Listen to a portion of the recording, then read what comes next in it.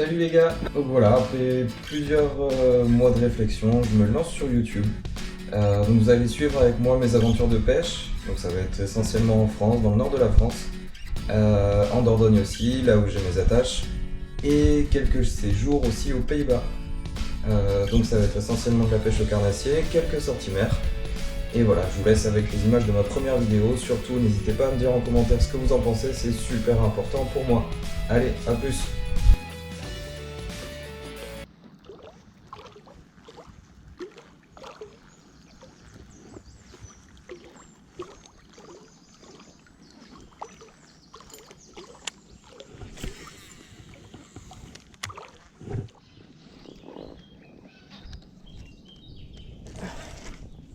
Oh oui, là ça cause. Enfin, un joli spinner.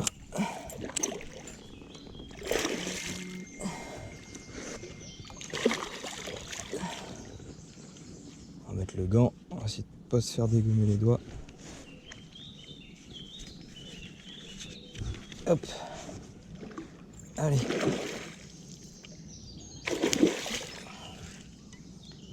Pas content, pépère. Là.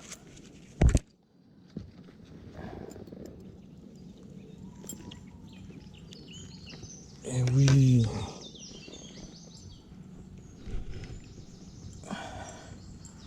Voilà. Oh, je sais pas combien ça fait, ça doit faire... Hop, un petit spinner. Je sais pas, on va dire 20, 40, 60. Allez, on va dire un petit 70. Très joli poisson. Et voilà.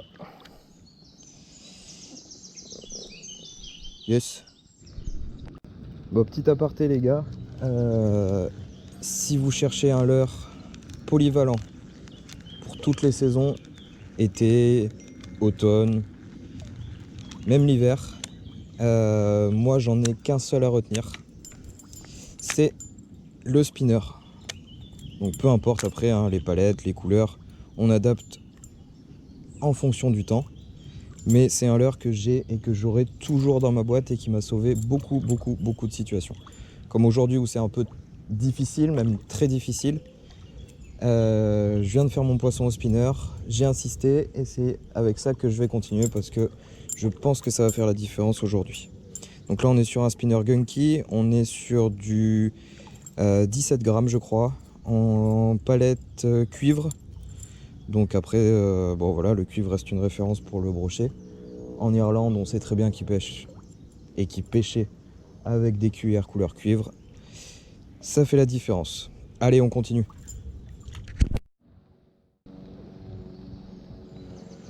Allez, je viens d'arriver sur un spot. Ça a l'air plutôt pas mal. Nénuphar, arbre émergé. Allez, on va tenter ça. Toujours au spinner, hein. On va pas changer. Ça permet de balayer du terrain aussi et de trouver les poissons actifs.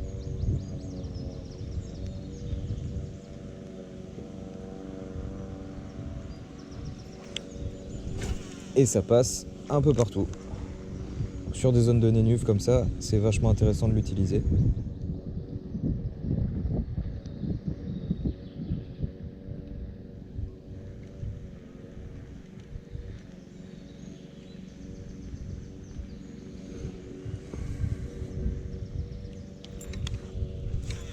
Ce petit couloir là, il me plaît bien.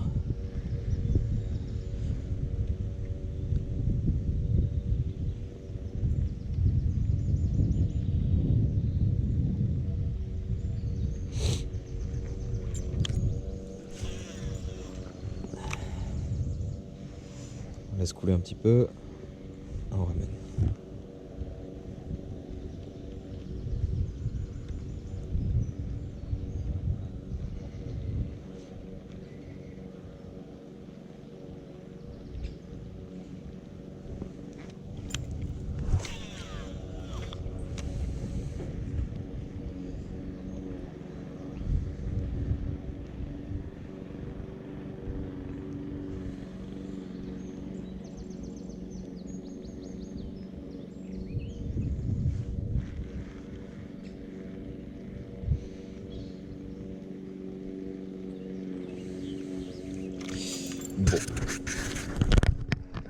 spot pourtant prometteur. Et ben, pas grand chose. Allez, on continue. Bon, j'ai pas l'attaque en direct, mais bah il manque un bout. Allez, on va essayer de le faire même avec... c'est comme si c'était un slug. Hein.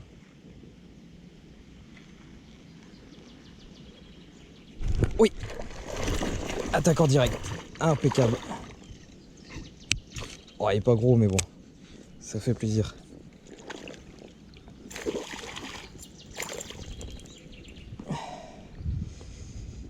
Allez, viens là. Oups là. Bon, j'ai pas mis mon gant, ça devrait aller. Il est piqué juste au bord.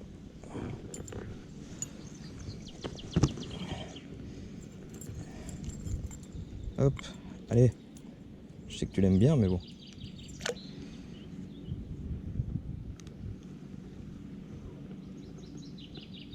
Hop. Et voilà. Un petit pince. Allez. Bon bah, qu'est-ce qu'on fait? Continue, hein. Allez, on remet ce qui reste et puis c'est reparti. Après là c'est pareil, hein. Sur les spinners, il y a aussi la grande question du trailer. Bon, je pense que là, je pense pas qu'il y ait un grand rôle aujourd'hui. Parce qu'on a vu que tout à l'heure j'ai fait le poisson avec le shad entier. Et que là ça a tapé avec un slug. Donc ça doit pas être du tout une question de vibration, parce qu'un slug ou un finesse et un shad, bah ça n'a pas du tout la même vibration. Donc je pense que là c'est plus un effet réactif des palettes qui fait que les poissons attaquent. Pas pour se nourrir, je pense pas, mais plus par agressivité. Je ferai un test tout à l'heure si je vois que je continue à avoir quelques touches au spinner. J'enlèverai le trailer. Donc pour voir si c'est vraiment si ça vient vraiment de là ou si c'est plutôt les palettes.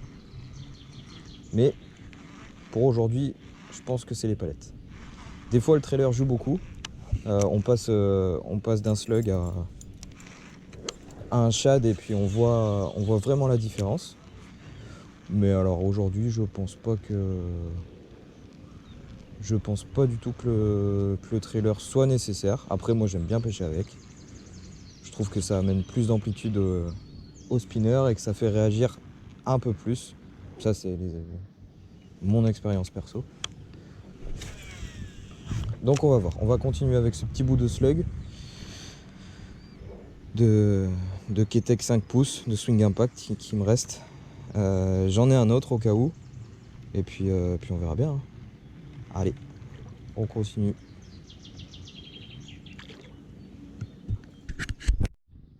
Bon. Désolé, vous l'avez pas en direct. Mais encore un poisson au spinner. Et voilà.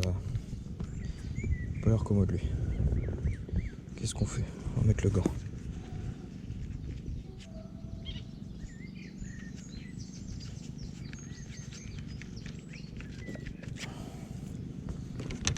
Hop.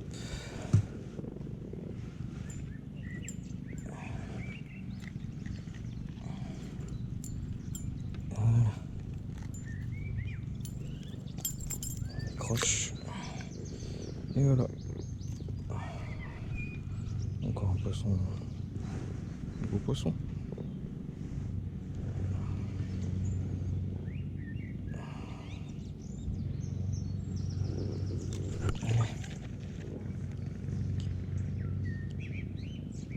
Et voilà. Bon bah... Spinner les gars.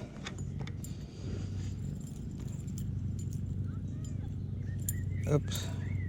J'ai remis un shad parce que bah, mon slug ne tenait plus du tout, il était éclaté. Du coup bah... Allez, on continue. La prochaine en direct, ça serait cool.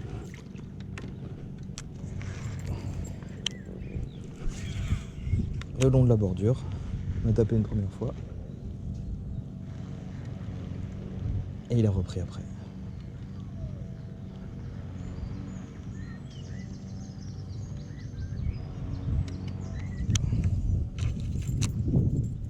Allez, on va voir s'il y a des perches sur cette bordure là. J'ai l'habitude d'en faire. On va voir.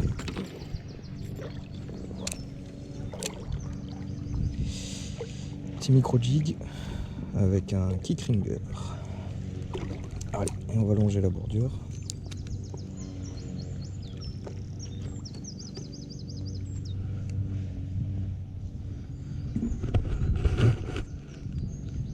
Donnant des petits à-coups. On va laisser gratter au fond. On va voir.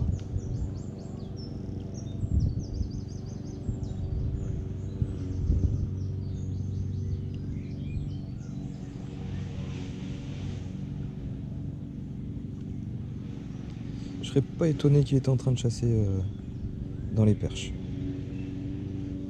Parce que là sur cette bordure à droite, c'est vrai que j'ai tendance à en faire.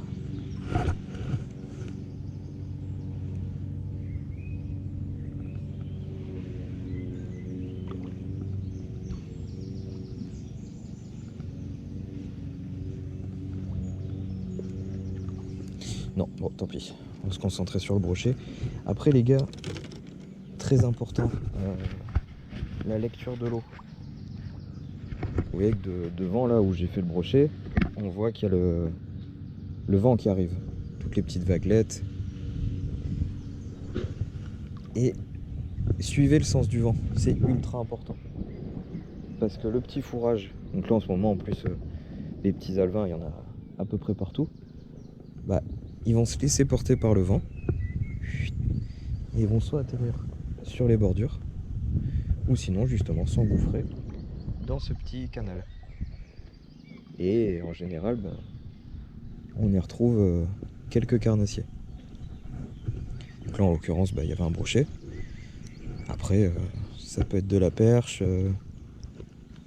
du cendre. Mais voilà, avoir une bonne lecture de l'eau. Contrairement à là où c'est calme plat, bon, pourquoi pas, hein. Mais c'est vrai que le vent, vous aide beaucoup à comprendre les choses, à comprendre le sens de l'eau et à savoir où se trouvent les poissons. Allez, on va essayer ici. Donc on va pêcher face au vent et en ramenant tout doucement jusqu'aux flottes. Allez, hop, allez, j'arrive sur un autre spot. Donc pareil, hein, depuis le début, c'est plateau de nénuphar. Et puis bah, on pêche dedans, il y a du poisson actif. Donc bon, quand les conditions sont pas top comme ça, parce que là, bon, il fait chaud, hein. Grand soleil, pas du tout les bonnes conditions pour le broc. Misez sur de la pêche facile. Si vous avez des réactions dans les nénuphars ou sur des zones précises, misez sur ces postes-là. Sinon, vous allez vous casser les dents. Bah, c'est ce que j'ai fait. J'ai misé sur des poissons actifs dans les nénuphars qui sont en train de bronzer. Moi, je suis en train de cramer. Et puis, bah, pour l'instant, ça paye tout doucement. 3 poissons.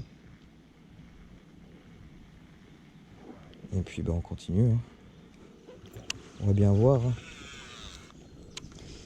s'il y a quelques poissons actifs sur ce plateau. Sinon, bah, on continue, il y a le temps, hein. Je serais pas étonné de trouver un petit poisson ici. Il y a un peu d'eau, du nénuphar, il doit y avoir du poisson blanc, hein, forcément.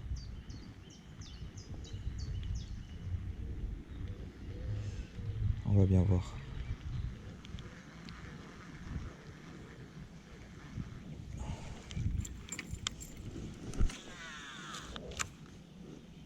Qu'est-ce que j'utilise comme canne? J'utilise une Megabass Destroyer French Limited en... Oh, c'était bizarre ça.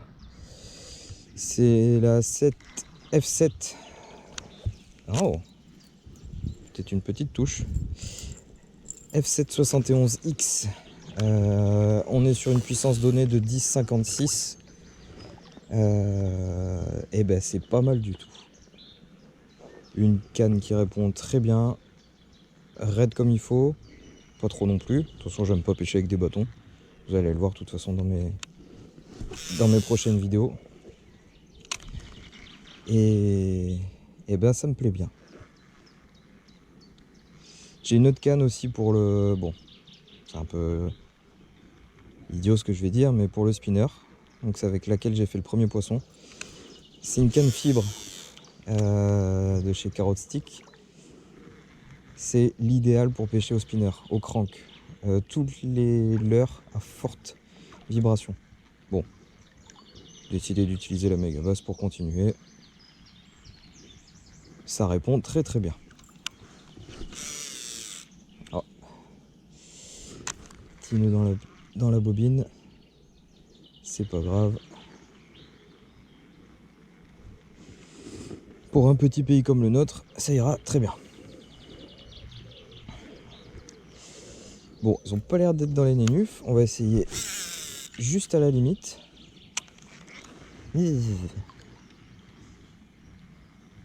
Et puis après, ben on va continuer à peigner toute la bordure. Toute la bordure des nénuphars. Et puis on verra bien. On va bien trouver un petit poisson quand même là-dedans. Moi en tout cas, je me mettrai là. Bon. Allez, on continue. Et voilà les gars. Donc session terminée. Je finis avec 3 poissons au spinner. Mais très compliqué. Donc c'était des touches réactions, des poissons qui n'avaient pas forcément faim mais qui voulaient dégager la proie. Donc voilà, bon, bonne petite session quand même, ça fait plaisir d'être sur l'eau. J'espère que la vidéo vous aura plu, c'est ma première. Donc n'hésitez pas à commencer à me suivre, à aimer la vidéo et surtout marquer en commentaire ce qui ne va pas, ce que vous avez aimé. Ça m'apportera beaucoup de choses et pour continuer par la suite car j'ai plein de petits projets qui me trottent en tête. Allez, à plus!